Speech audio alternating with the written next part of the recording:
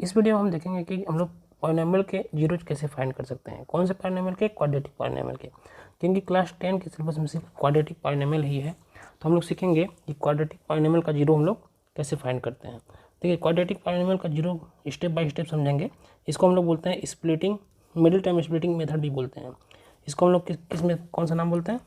Middle term splitting method भी बोलते हैं। तो सबसे पहले हम देखेंगे कि जो भी हमको क्वाड्रेटिक पॉलिनोमियल गिवन है, ये क्या ये स्टैंडर्ड फॉर्म में है। और स्टैंडर्ड फॉर्म क्या होता है क्वाड्रेटिक पॉलिनोमियल का? देखिए, क्वाड्रेटिक पॉलिनोमियल का जो स्टैंडर्ड फॉर्म होता है, क्वाड्रेटिक पॉलिनोमियल का स्टैंडर्ड फॉर्म जो होता है वो होता है आपका ax² प्लस bx प्लस सी। क्लियर?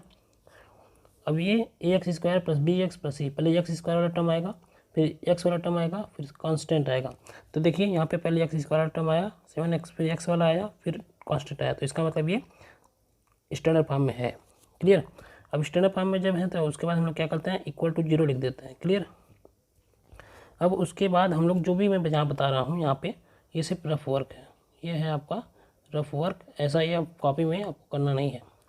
सबसे पहले हम ए और सी का मल्टीप्लाई करेंगे, यहाँ से कंपेयर करेंगे। इसको कंपेयर करेंगे किससे? स्टैंडर्ड फॉर्म से। ax² plus bx plus C is equal to 0। अब देखिए यहाँ पे जो ए होता है, यहाँ पे ए दिख रहा है आपको, ये x² का कोफिशिएंट होता है। और यहाँ पे अगर हम देखें, यहाँ पे x² का कोफिशिएंट क्या है? 1 है। तो यहाँ से a की वैल्यू कितनी आई है? 1। और b को कंपेयर कर लेते हैं, तो b की वैल्यू क्या होगी? b मतलब क्या है? x का कोफिशिएंट। और यहाँ पे x का कोफिशिएंट क्या है? 7। तो यहाँ हम लोग लिख देंगे b की वैल्यू होगी 7। यहाँ पे c जो होता है कांस्टेंट है ये, और यहाँ पे कांस्टेंट क्या है? 12। तो यानी c की वैल्यू किसके इक्वल हो जाएगी? 12 के इक्वल। तो सबसे पहले हम लोग क्या करेंगे? a और c का मल्टीप्लिकेशन निकालेंगे। a और c को फाइंड करेंगे। तो a की वैल्यू थी आपकी 1 और c की वैल्यू है आपकी 12, तो यानी 12 आ गया। जो प्रोडक्ट आएगा हम लोग क्या करेंगे? उसका फैक्टराइजेशन करेंगे उसको। ठीक है? अब 12 का हम लोग फैक्टर निकालते हैं। देखिए ध्यान से, जैसे एलसीएम निकालते हैं वैसे निकालना है। 2 6 जा कितना हो जाएगा? 12। 2 3 जा 6 और 3 1 जा 3। अब हमारे पास जो फैक्टर आया है यहाँ पे 2 2 एंड 3, मतलब इसके जो फैक्टर आए हैं वो हैं 2 मल्टीप्लाई बाई 2 मल्टीप्लाई बाई 3। अब इन्हीं 3 नंबर में से चाहे 2 को आप मल्टीप्लाई करिए एक में, ठीक है, किन्हीं 2 नंबर को हमको इसको मल्टीप्लाई करके 2 ऐसा नंबर बनाना है ताकि हमको मिडिल टर्म मिल जाए। और हमारा मिडिल टर्म क्या है? यहाँ पे हमारा जो मिडिल टर्म है वो है 7। इन्हीं में से देखिए ये जो आपको दिख रहा है फैक्टर, इन्हीं में से 2 नंबर को या 3 नंबर को आपस में मल्टीप्लाई, यहाँ तो टोटल 3 ही नंबर हैं। तो हम लोग क्या करेंगे? इन दोनों को एक साथ लेते हैं, देखते हैं। जैसे 2 2 जा 4 करें तो एक नंबर बन गया 4, बचा कौन? 3।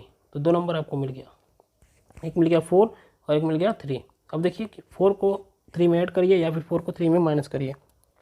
हमको क्या चाहिए? हमको चाहिए मिडिल टर्म, जो कि है हमारा 7। तो 4 में से अगर 3 को आप माइनस करेंगे तो कभी 7 आएगा नहीं। अगर 4 में 3 को ऐड कर देते हैं तो हमको हमारा मिडिल टर्म आराम से मिल जाएगा।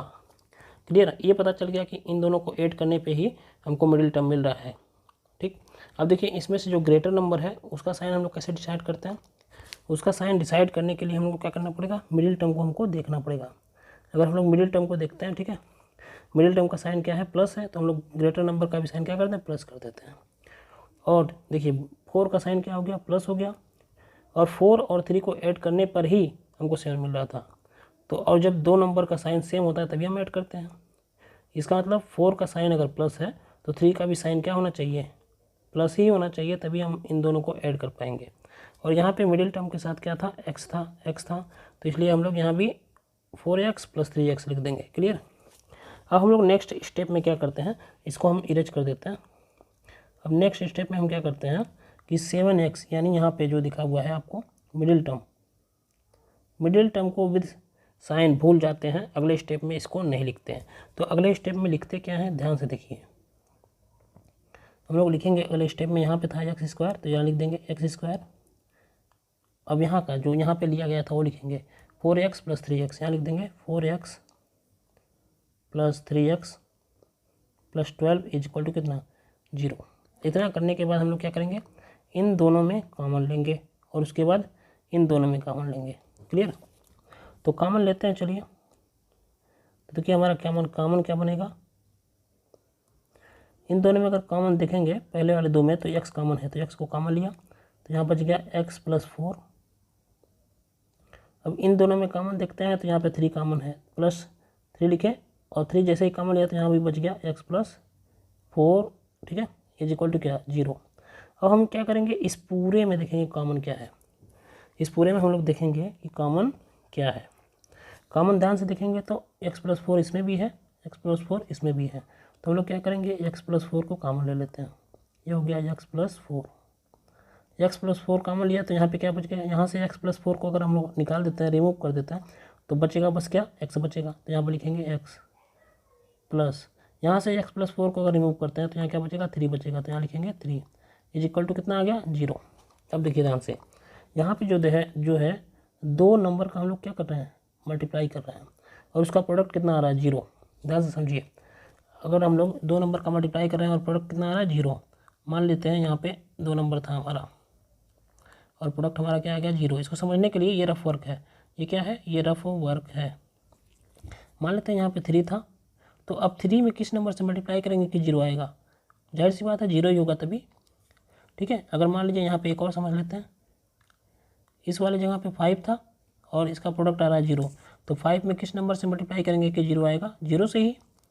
अगर मान लेते हैं इसका इन 2 नंबर का भी प्रोडक्ट कितना आ रहा है, 0 आ रहा है, तो या फिर ये दोनों भी 0 हो सकते हैं। क्लियर, कहने का मतलब ये है कि अगर 2 नंबर का प्रोडक्ट 0 आ रहा है, अगर 2 नंबर का प्रोडक्ट 0 आ रहा है तो कोई उन दोनों नंबर में से एक 0 होगा, या फिर ये वाला या फिर ये वाला, या फिर दोनों के दोनों क्या होंगे, 0 होंगे। अब ध्यान से देखेंगे तो इन दोनों का, एक पहला ये था और दूसरा ये था, इन दोनों का भी क्या हो रहा है, मल्टीप्लाई हो रहा है। और मल्टीप्लाई करने के बाद प्रोडक्ट कितना मिल रहा है आपको, 0 मिल रहा है। इसका मतलब या तो ये इसकी वैल्यू 0 हो या फिर इसकी वैल्यू 0 के इक्वल हो, लेकिन हमको ये नहीं पता है कि ये 0 के इक्वल है या फिर ये 0 के इक्वल है। इसीलिए हम लोग क्या करेंगे कि हम लोग लिखेंगे इफ़, यहाँ पे क्या लिखेंगे, इफ़, ऐसे लिखेंगे, if x+4 is equal to 0। अब 4 को उधर ट्रांसफर करेंगे तो हो जाएगा हमारा -4, तो x की वैल्यू आ गई -4। फिर हम लिखेंगे if x+3 is equal to कितना, 0। अब 3 को उधर ट्रांसफ़र करेंगे तो हमको मिल जाएगा -3। यही जो है x की, ये इस क्वाड्रेटिक पॉलिनोमियल का 0 है, एक है -3 और एक है आपका -4। यही आपका क्या हो गया, आंसर हो गया।